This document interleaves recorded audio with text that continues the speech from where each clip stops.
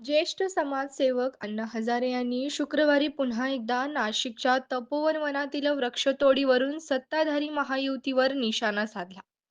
या प्रकरणी त्यांनी साधू संत झाडांवर राहतात काय असा सवाल करत एक दिवस लोकच या सरकारला चले जाव म्हणतील असा इशारा दिला.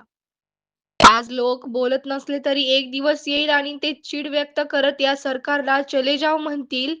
तो दिवस दूर नाही असे ते म्हणाले. अरे साधू संत हे झाडावर राहतात काय? साधू संत जंगलात राहतात.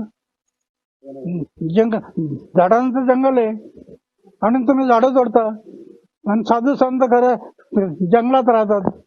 ही विसंगती आहे. हे बरोबर नाही. हे दुर्दैव आहे देशाचं. या देशाचं दुर्दैव आहे. मला कोणीतरी एक फांदी तोडलेल्याचा वेदना होतात.